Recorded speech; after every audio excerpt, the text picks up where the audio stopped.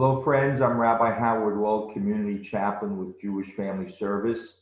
I appreciate you taking out a few moments to share with me a brief message I wanted to discuss with you. But in terms of discussion or further discussion, let me mention that if anyone would like to speak to me individually, I'm available. You can email me at Rabbi Wolk, one word, Rabbi Wolk at jfsdallas.org, or call me on my direct office line, 469-206-1681.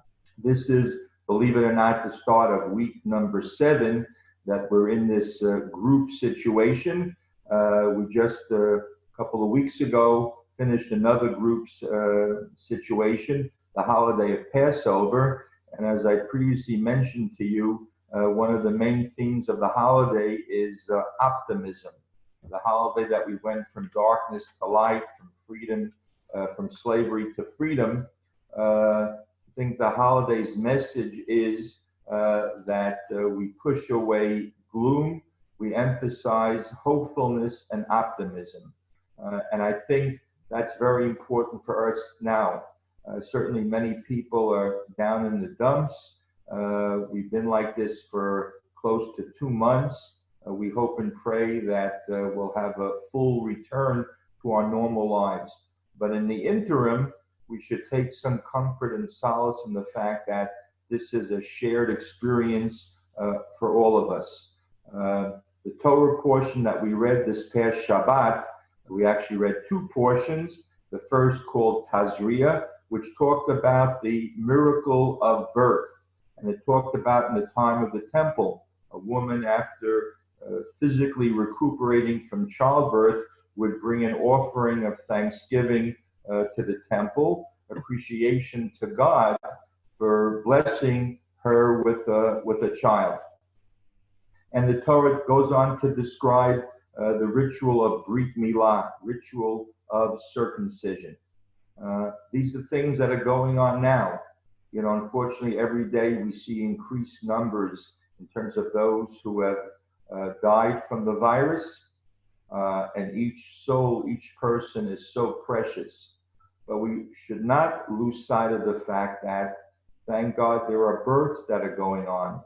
Perhaps you've watched on Zoom the naming of a Jewish baby girl. Brisses are held on the 8th day, now with a small group, the baby, the parents, maybe grandparents if they can be there, the male, the one who does the actual circumcision. But that's still taking place. Those events should also give us feelings of optimism and hopefulness. And yes, even weddings are taking place. Obviously, the parties, the shindig, are being postponed, but a wedding with just a few people there are still taking place. In Jewish life, we don't postpone a wedding because it's considered the most joyous event in Jewish life.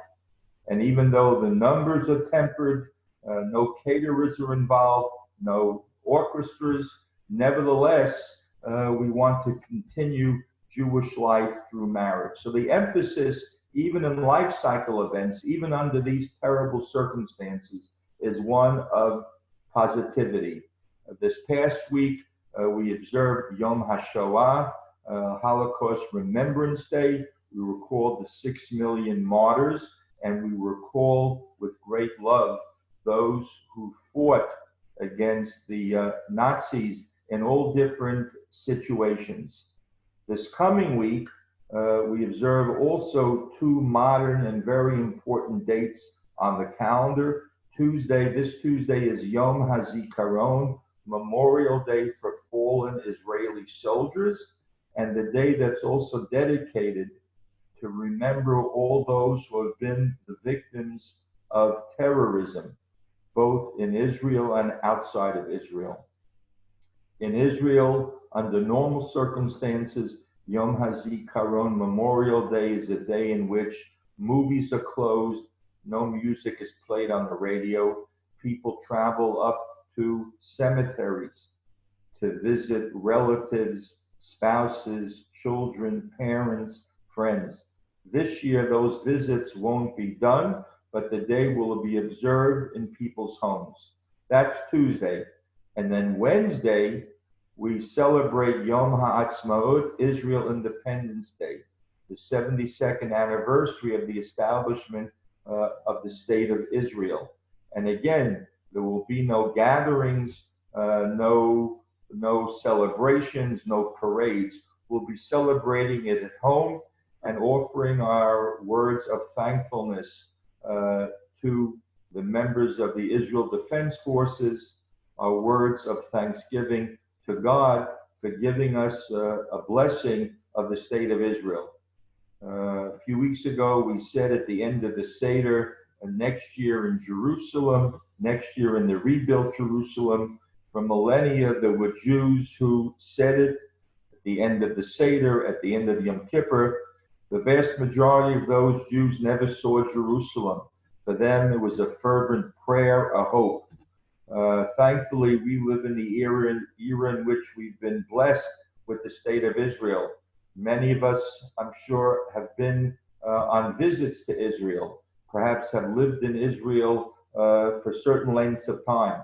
So this should never be taken for granted. And so even though we're still in our homes and limited in where we can go and when we can go, Jewish life continues. The feelings of optimism and comfort and hopefulness still continue. And I wish all of these things to you in the days and weeks ahead. Thank you very much for your attention.